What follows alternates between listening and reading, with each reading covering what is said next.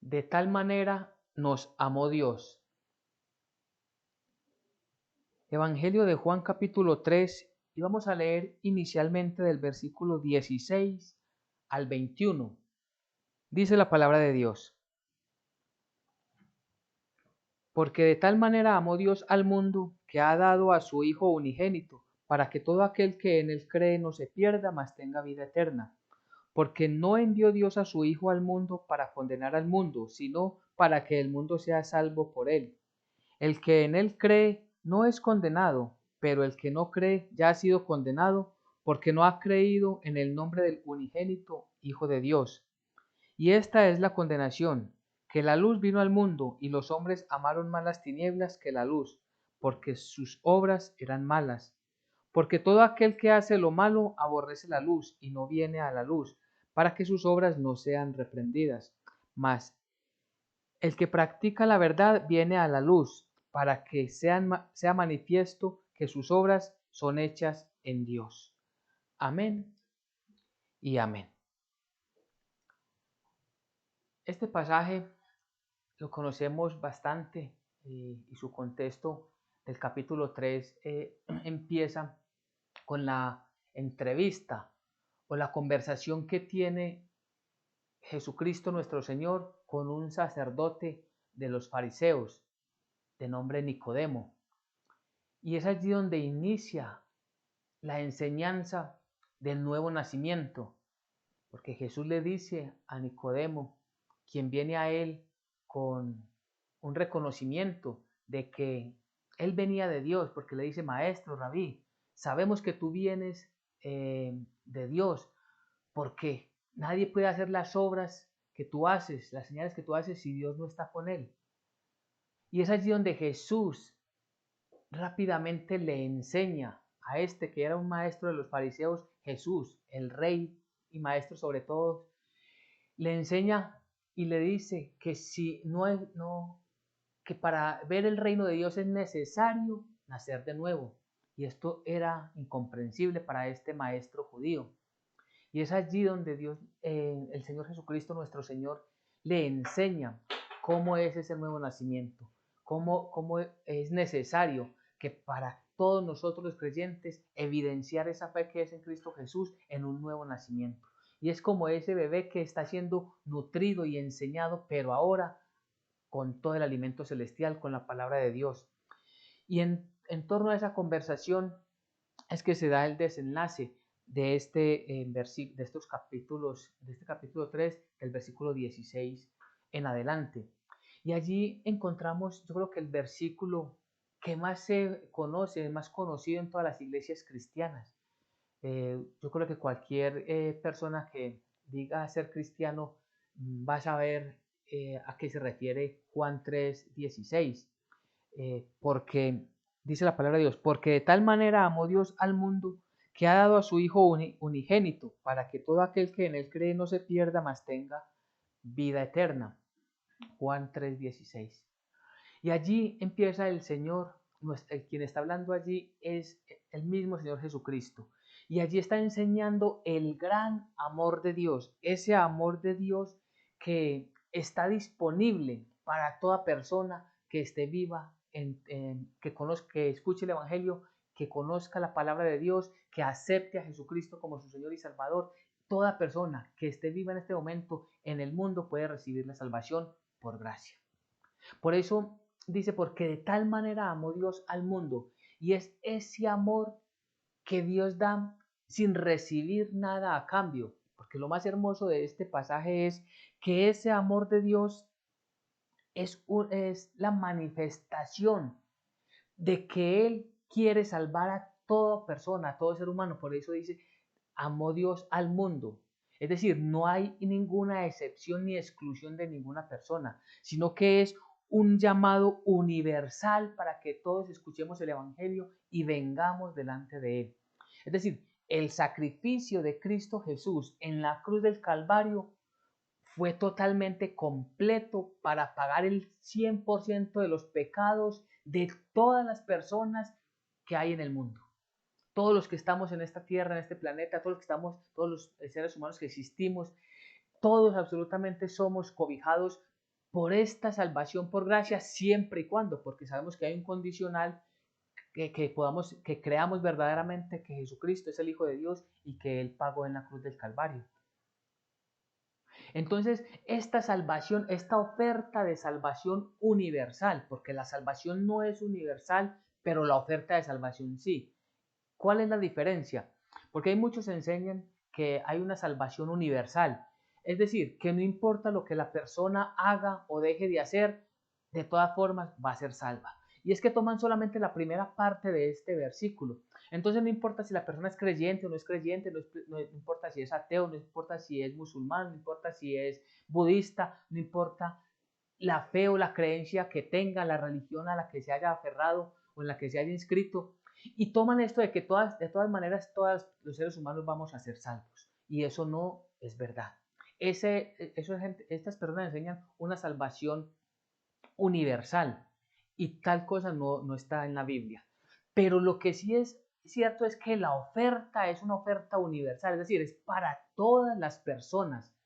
Y todas las personas que escuchamos el Evangelio y que le creemos a Dios, que le creemos a Jesucristo, que creemos en la Biblia, que tomamos toda la Biblia como completamente la palabra de Dios, entonces nosotros somos salvos. Entonces, pasamos de esa oferta universal que Dios hace a una salvación personal que Dios hace en cada uno de nosotros, los creyentes. Entonces, porque de tal manera amó Dios al mundo que ha dado a su Hijo unigénito. Y vemos acá entonces la procedencia de la salvación. La procedencia, es decir, todo procede desde el reino de los cielos, todo sale desde la divina providencia del Dios soberano, todo sale desde allí, desde el reino celestial hasta el reino terrenal, hasta lo natural, hasta lo humano. En ningún momento, y esto lo sabemos lo hemos conocido a través de otros pasajes bíblicos, que nosotros estábamos muertos en nuestros delitos y pecados y que ninguno de nosotros verdaderamente buscábamos a Dios. El mismo Espíritu Santo nos dice que Dios miró desde los cielos a ver si había uno que verdaderamente buscara a Dios, pero no encontró, no halló ni siquiera uno que buscara a Dios verdaderamente. Entonces todos estábamos destituidos de la gloria de Dios. Y vemos que todo eso se manifiesta entonces en este versículo, en ese amor de Dios manifestado, porque el amor de Dios es distinto al amor de los seres humanos, ese amor de Dios que sin pedir nada a cambio ofrece a su Hijo, sin tener nada para negociar, para canjear, porque todos estábamos muertos, todos estábamos destinados al castigo eterno. Mas Él envió a lo más preciado del reino de Dios, su propio Hijo. ¿Para qué? Y este es el propósito, para que todo aquel que en Él crea no se pierda, mas tenga vida eterna. Y vemos entonces la primera parte del amor de Dios. Y es muy importante hacer el énfasis en el amor de Dios, porque el amor de Dios no significa pasar por alto el pecado. El amor de Dios no significa ausencia de justicia, porque Dios es amor y Dios es justo. Dios ejecuta justicia con quien tiene que hacerlo. Entonces, si no lo miramos en el contexto completo de que Dios es amor, pero que Dios también es justo y su justicia, sus juicios son justos y verdaderos, entonces nos apartamos de la verdad y estaremos cayendo en el error de aquellas personas que creen en la salvación universal, lo que repito no es bíblico. Entonces, Dios proveyó, Él mismo envió a su Hijo, ¿para qué? Para que, siendo Él el sustituto de nosotros, pagara en la cruenta cruz el castigo que nosotros justamente deberíamos haber recibido. Entonces Dios, ¿qué es lo que hace? Algo que solamente podía hacer el santo y poderoso Dios en su conocimiento y sabiduría. ¿Cómo darnos esa salvación y que a la misma vez se cumpliera la ley? Porque la ley dice, todo aquel que comete pecado merece la muerte. Es decir, la paga del pecado es la muerte. ¿Cómo cumplir con las dos situaciones al mismo tiempo? Pues la sabiduría, el poder y el amor de Dios lo han determinado. Desde el Antiguo Testamento se tenía un sustituto. ¿Cómo era ese sustituto? Un cordero manso y humilde que era presentado, era sacrificado, presentado delante de un altar como sacrificio de ofrenda a Dios para el perdón de los pecados de aquellos israelitas que presentaban esa ofrenda. Pues eso era una ofrenda bastante pequeña y bastante limitada en comparación a lo que nosotros habíamos hecho en gran cantidad de pecado y maldad. Y ese cordero cubría parcialmente los pecados, porque inmediatamente salían, el sacerdote presentaba el sacrificio y el pueblo salían inmediatamente a pecar y volvían a estar en contra de la palabra de Dios, en pecado delante de Dios. Y por eso Dios envía a su Hijo, a Jesucristo. ¿Para qué? Para que Él se entregara en sustitución, siendo Él el sustituto de cada uno de nosotros, sustituyendo el puesto que era para nosotros en el castigo, recibiendo la ira de Dios. Él lo ocupa para nosotros ser perdonados. Y en esto se debe entender cómo es que se cumple la justicia de Dios, porque el sustituto recibió el castigo, y cómo nosotros recibimos el amor de Dios.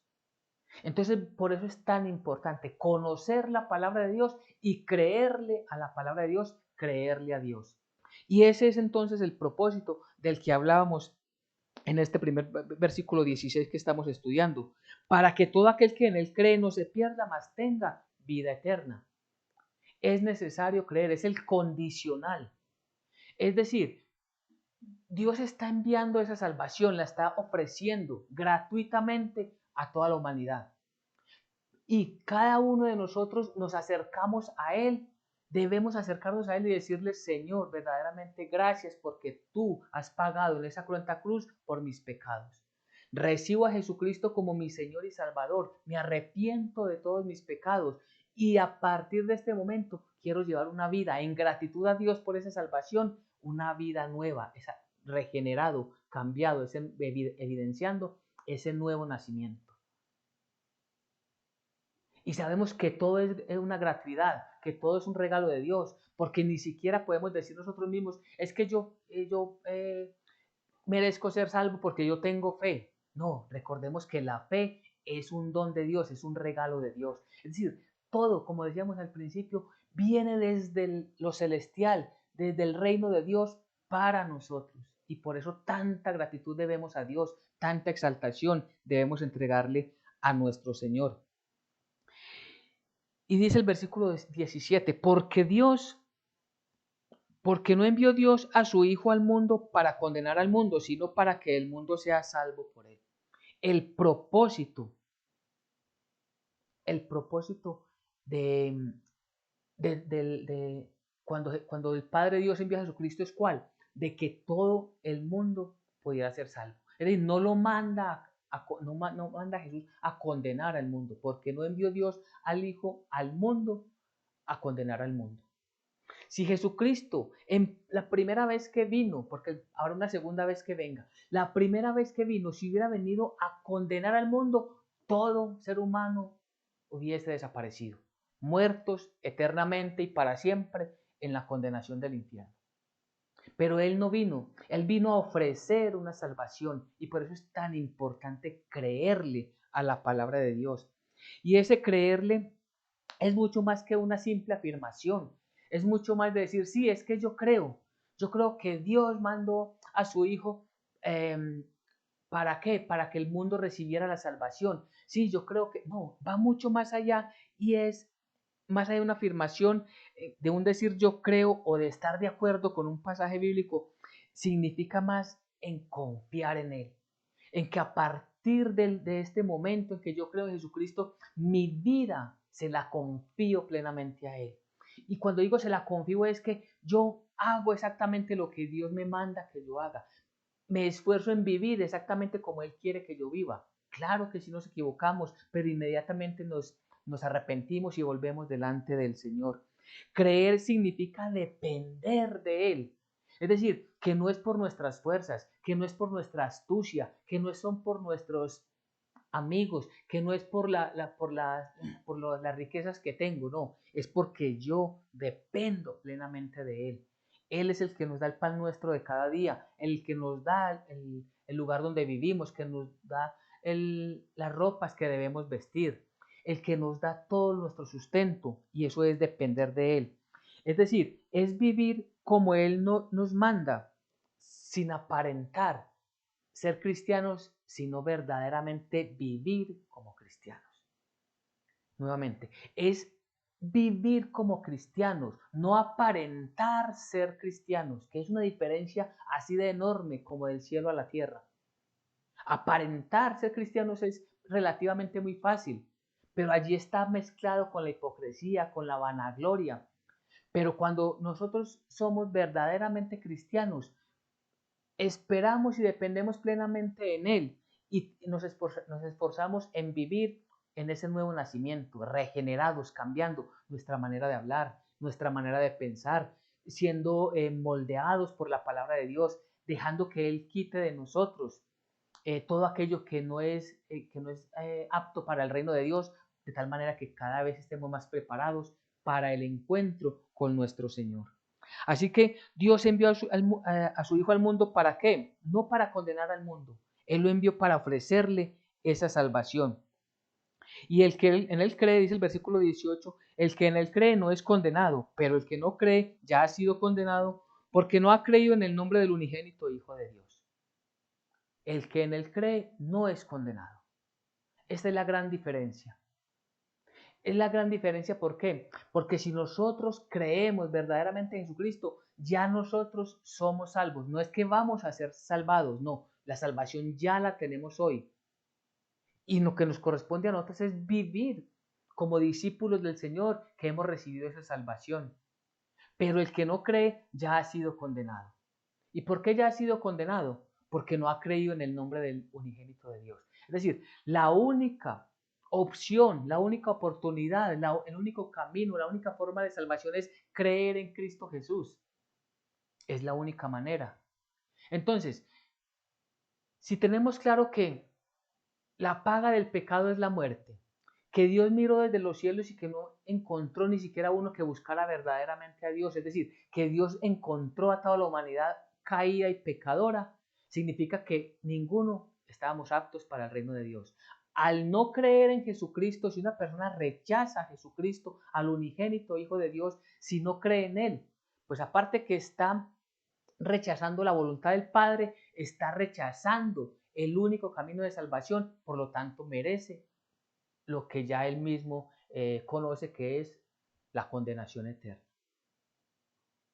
Creer en Jesucristo es la salvación, y por eso es tan importante centrar siempre nuestra mirada en lo que nos dicen las Sagradas Escrituras, en lo que nos dice la palabra de Dios.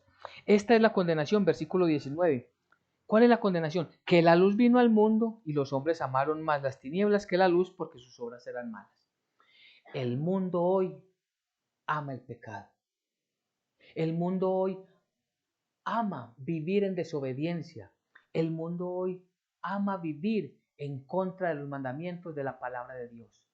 Y eso es lo que nos dice este versículo 19. Esta es la condenación, que la luz vino al mundo, Cristo Jesús, pero el mundo no recibió a Jesús. Y estamos hablando tristemente en un gran término general, porque claro, por gracia nosotros conocemos en la salvación, y por gracia hoy Dios nos ha dado el don de la fe para esperar y confiar, creer en Él plenamente. Pero muchas personas hoy lo rechazan. Hoy muchos se han propuesto ejercer una oposición directa contra el Evangelio de la Salvación, contra la Biblia. Muchos hoy están engañados enseñando doctrinas que aparentemente vienen de la Biblia, pero que al escudriñar las Escrituras no son de allí, no son de la palabra de Dios. Y muchos definitivamente están amando más el mundo y no quieren saber nada de Dios. Y es que recordemos lo que el profeta había dicho. Hay de aquellos, y por eso hay una exclamación de hay de aquellos que a lo bueno le dicen malo. Y mucha gente hoy le dice bueno a lo que es malo. Le dicen bueno a todas esas fiestas desenfrenadas donde hay licor, donde hay tristemente vicios por donde quiera, donde hay un desorden moral y un desorden sexual total. Y eso para ellos es bueno. Y eso para ellos es lo mejor, pero sabemos que es malo. Y por el contrario, le dicen malo a lo que es bueno. Claro, le dicen malo al evangelio, le dicen malo a una reunión, a un estudio bíblico, le dicen malo o para qué escuchar una enseñanza, una prédica cristiana. Y eso estaba anunciado por el profeta Isaías. Isaías 5:20 claramente nos enseña de estas cosas que estaban sucediendo y que mucho más están profundizando, están sucediendo mucho más en estos últimos tiempos. Entonces la luz que vino al mundo es menospreciada, es rechazada por muchas personas. Y por eso la alabanza para nuestro Dios que nos permite conocerle. Porque todo aquel que hace lo malo aborrece la luz y no viene a la luz para que sus obras no sean reprendidas. ¿Por qué la gente no quiere escuchar el Evangelio? Porque el Evangelio, cuando escuchamos el Evangelio, leemos los apartes o los versículos de la Biblia, vamos a encontrar que ella nos desnuda, nos muestra cuán pecadores somos, nos demuestra cuán equivocados estamos en nuestra manera de vivir según nuestro propio criterio, nos muestra que no podemos obrar como nosotros queremos llevar nuestra vida, sino que debemos hacerlo a la manera de Dios. Entonces mucha gente, para evitar tener este encuentro con la verdad, más bien permanecen en las tinieblas. Mas el que practica la verdad, versículo 21, mas el que practica la verdad viene a la luz para que sea manifiesto que sus obras son hechas en Dios. Quien practica la verdad se muestra como una carta abierta. Y una carta abierta, ¿por qué? Porque quiere que vean muchas personas, que lo vean, de que Dios está obrando en él, de que Dios está obrando a través de él, que Dios ha transformado su vida, que Dios le ha dado una oportunidad de vida para salvación de vida eterna. Porque cuando la palabra de Dios nos dice la salvación para vida eterna, nos está diciendo que ese amor de Dios es eterno. No como el amor de los hombres, de los seres humanos, que es por conveniencia, que se va desvaneciendo, que va cambiando. Y escuchamos muchas veces por ahí, principalmente en parejas no creyentes, es que ya se acabó el amor entre nosotros, entonces nos tenemos que separar. Ese es el amor de la naturaleza humana. Pero el amor divino es eterno y no cambia, es inmutable, incambiable. Y eso es lo que el Señor nos está regalando. Esa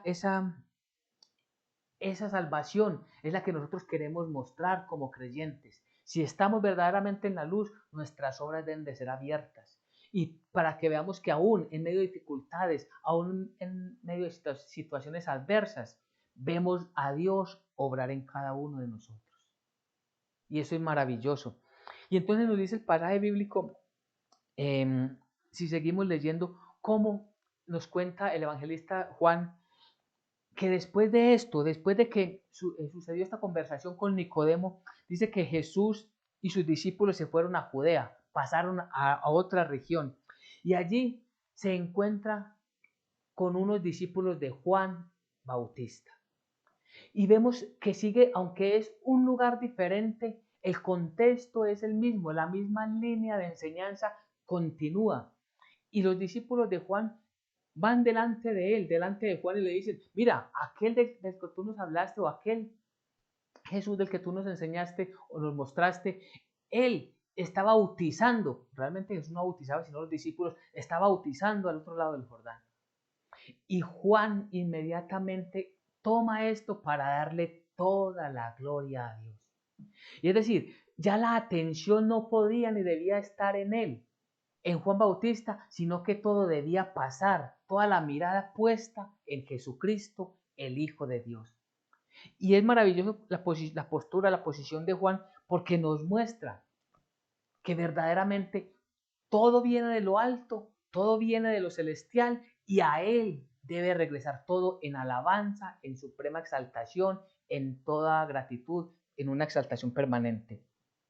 Entonces Juan Bautista, ¿qué es lo que les dice? Vamos a leer del versículo 29 en adelante. Dice la palabra de Dios. El que tiene a la esposa es el esposo, mas el amigo del esposo que está a su lado y le oye, se goza grandemente de la voz del esposo. Así pues, mi gozo está cumplido. Versículo 30. Es necesario que él crezca, pero que yo mengue. Entonces vemos cómo Juan Bautista grandemente lleno de la presencia del Señor, lleno del Espíritu Santo, porque Juan Bautista hacía la voluntad de Dios. Él no se queda para discutir quién tiene más seguidores. Si tiene más seguidores Jesucristo o si tiene más seguidores Él. Si están bautizando más los discípulos de Jesús o están viniendo más a ser bautizados los discípulos de Juan o los que seguían a Juan Bautista. No, Él inmediatamente enseña algo maravilloso acerca del esposo. Dice, el que tiene la esposa es el esposo, más el amigo del esposo, cuando el pasaje se refiere al amigo del esposo en el contexto de Israel, de los judíos en aquel tiempo, ese amigo del esposo se refiere en nuestra cultura al padrino de bodas. Entonces el padrino de bodas, que se le llamaba el amigo del esposo, era el encargado de preparar toda la ceremonia, de que todos los detalles estuvieran acorde a lo que se necesitaba para la celebración de la boda. Pues recordemos que Juan Bautista era aquel que Dios había enviado a preparar el camino para la venida del Mesías. Y dice el pasaje, allí en el versículo 29 dice que cuando el amigo, el padrino de bodas, escucha la voz del esposo, se llena de alegría. Él se goza porque ya sabe que al escuchar la voz del esposo, es decir, ha llegado el momento más importante de la ceremonia. Y claro, Juan Bautista estaba escuchando la voz del Hijo de Dios, estaba escuchando la voz del Mesías, estaba escuchando la voz de aquel del cual él vino a proclamar, abrir el camino, a preparar el camino, a proclamar la grandeza de su nombre. Este es el Cordero de Dios que quita el pecado del mundo. Lo escuchó Juan Bautista, lo escucharon todos los que estaban allí con él. Este es el Cordero de Dios que quita el pecado del mundo. Y él se goza porque esa es la palabra del mismo Dios que estaba entre ellos, la cual él esperaba desde hacía mucho tiempo. Y por eso dice, así pues, mi gozo está cumplido. Es decir, esto era lo que yo tenía que hacer y ya se ha hecho. ¿Y cuál era el mayor gozo de aquel amigo del esposo? Que todo saliera perfecto, que cuando llegara el esposo todo estuviera a plenitud. Pues había llegado el momento en que Jesucristo había empezado el ministerio y ya él, Juan Bautista, debía menguar y toda la mirada debía estar puesta en ¿quién? En el Mesías. Y nuevamente el énfasis, y yo sé que lo repetimos muchas veces, pero es necesario volverlo a decir. Toda nuestra mirada debe estar puesta en Jesucristo y toda nuestra enseñanza debe estar puesta en Jesucristo. No en ningún apóstol, en ningún discípulo, en ninguna virgen, en ningún ángel, en ningún arcángel, en ningún ser humano, en ningún sacerdote, en ningún papa, en nadie absolutamente. Solamente debe estar puesta nuestra atención en la voz del esposo, en la voz del Mesías. Recordemos que bíblicamente el esposo es Jesucristo y la esposa es la iglesia. Todos nosotros los creyentes somos la esposa de Jesucristo. Y nosotros nos alegramos en qué, en escuchar que ha llegado el Mesías a nuestras vidas. El esposo, el gran Señor de la iglesia, está cerca de nosotros. Y no podemos distraernos ni permitir que se distraiga la enseñanza, que se corrompa la enseñanza. No, nosotros debemos de estar prestos siempre. ¿Para qué? Para darle la gloria a nuestro Dios. Entonces dice el versículo 31 en adelante. El que de arriba viene es sobre todos. El que es de la tierra es terrenal y cosas terrenales habla. El que viene del cielo es sobre todos. Mire qué énfasis. Él es sobre todos. Empieza diciendo Él es sobre todos y termina diciendo Él es sobre todos. ¿Quién? Jesucristo. ¿Qué es lo que está diciendo? Miren, no pongamos la atención en las cosas terrenales. No pongamos la atención en lo que es pasajero. No prestemos, no entreguemos nuestra vida a lo que no tiene importancia. Si es terrenal, terrenal se queda. Pero si ponemos nuestra atención en lo celestial, vamos a vivir eternamente en y con lo celestial.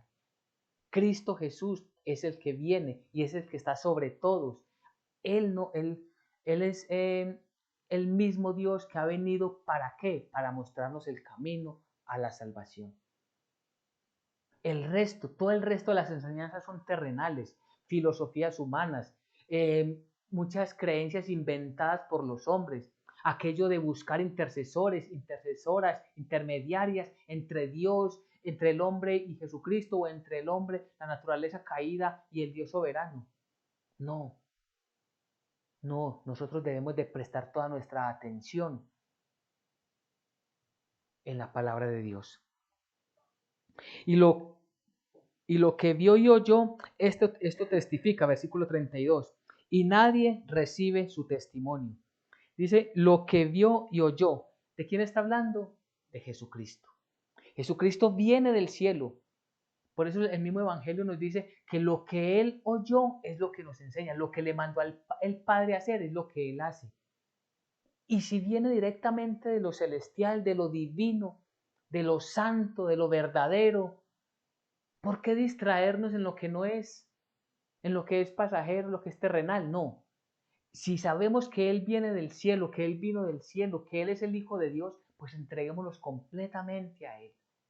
Basta ya de otras creencias, basta ya de otras doctrinas, basta ya de nuestras vidas recoger y recibir una gran cantidad de cosas que no son bíblicas, sino que debemos tomar una decisión real para adorar y exaltar a nuestro Dios. Versículo 34. Porque el que Dios envió, las palabras de Dios habla, pues Dios no da el Espíritu por medida. La plenitud del Espíritu Santo sabemos que estaba en Cristo Jesús. Y sabemos que en Cristo Jesús habitó permanentemente. Sabemos que el Espíritu Santo descendió de lo alto allí cuando el mismo Señor Jesucristo se presenta delante de Juan Bautista para que Él lo bautice. Y allí es donde se escucha la voz, este es mi Hijo amado, en quien tengo complacencia, y vieron todos como llamas de fuego y como palomas descender el Espíritu Santo sobre Jesucristo. Pues en Él permaneció el Espíritu Santo durante toda su trayectoria, durante todo su caminar. Porque antes sabemos que el Espíritu Santo venía a una persona, le daba la instrucción y volvía el Espíritu Santo a Dios. Pero a partir de Pentecostés, todos los creyentes tenemos también el Espíritu Santo permanentemente en nosotros. No es que el Espíritu Santo venga un día, nos toque, nos haga sentir su presencia y vuelve y se va. Y como tristemente nos enseñaron y en unas doctrinas equivocadas, que es que oremos para que el Espíritu Santo venga. No, el Espíritu Santo está entre nosotros. Si estamos orando para que el Espíritu Santo venga es porque no creemos a la palabra de Dios. Y la palabra de Dios dice que todos los creyentes tenemos el Espíritu de Dios en nuestras vidas. Así que ese mismo Espíritu Santo, el mismo Dios entre nosotros, es el que estaba en Jesucristo. Y por eso Jesucristo hablaba las palabras que Dios Padre le había mandado.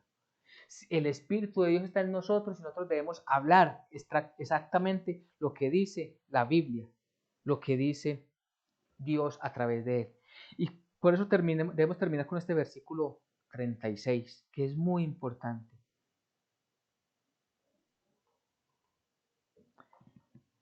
El que cree en el Hijo tiene vida eterna, pero el que rehúsa creer en el Hijo no verá la vida, sino que la ira de Dios está sobre él. El que cree en Jesucristo tiene, o sea, ya es una realidad. La salvación es real hoy. No es que vamos a ser salvos dentro de 3 años, 10 años o cuando venga Jesucristo por segunda vez. No, nuestra salvación es hoy. Si hoy creemos, ya tenemos la salvación. Y no la perdemos, ¿por qué? Porque no depende de nosotros, sino que depende de Dios que nos la dio a nosotros los creyentes. Pero dice, está la contraparte, el lado opuesto. Pero el que se rehúsa a creer, el que rehúsa a creer en el Hijo, no verá la vida. Es decir, no estará delante de Dios, sino que la ira de Dios está sobre él. Y quiero que revisemos esto. Cuando dice está sobre él, tiene la misma implicación de la primera parte del versículo que dice, el que cree en el Hijo tiene la vida eterna. Entonces, si es creyente, tiene la vida eterna. Si no es creyente, tiene la ira de Dios. Está la ira de Dios sobre él. Y esto es muy importante, ¿por qué? Porque La salvación no la podemos aplazar. No podemos esperar para recibir a Cristo Jesús en nuestros corazones como nuestro único Señor y Salvador. No sabemos mañana qué va a pasar. Nadie sabe qué día, en qué horas va a morir, va a partir de este signo. Y conforme a lo que tenga en su corazón, según este versículo, de allí será el transcurrir su camino, si es para vida eterna con Cristo Jesús o para perdición eterna. Y por eso el énfasis que queríamos hacer en este versículo. La ira de Dios es una realidad. Y por esto nuevamente hacemos aclaración que no hay una salvación universal. No, la salvación no es universal, la salvación es personal.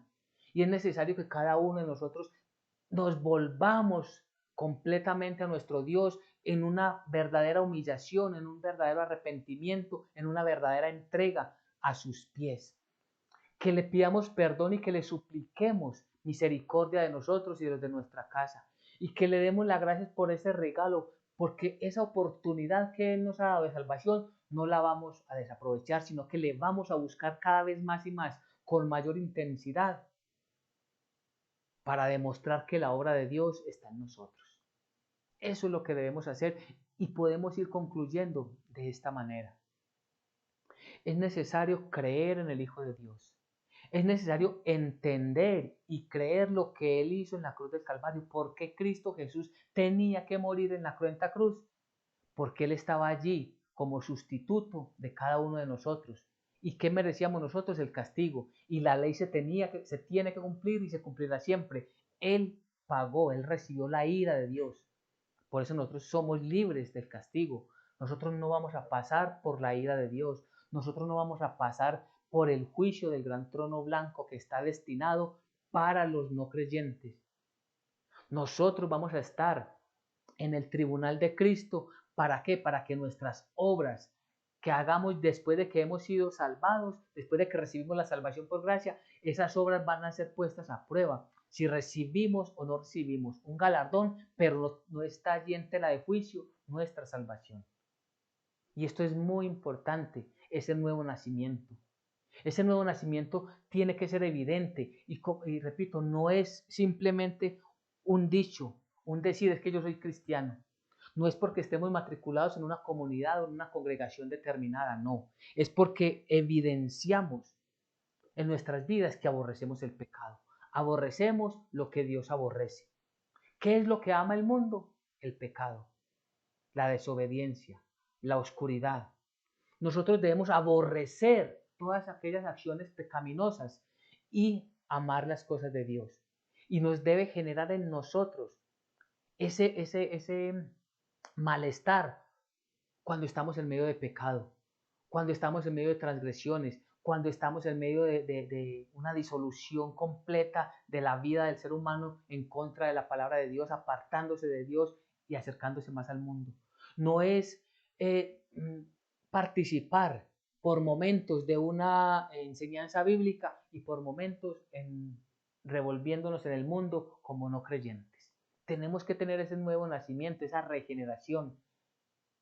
Y de esta manera demostramos, ponemos nuestras obras a la luz para que muchas personas vean que Dios está obrando en nosotros y que ellos también, si reciben a Jesucristo como su único y Señor y Salvador, también recibirán esa misma bendición. Dios obrará en medio de nosotros. Entreguémonos a Él de todo corazón, porque de tal manera nos amó Dios. Amén y amén.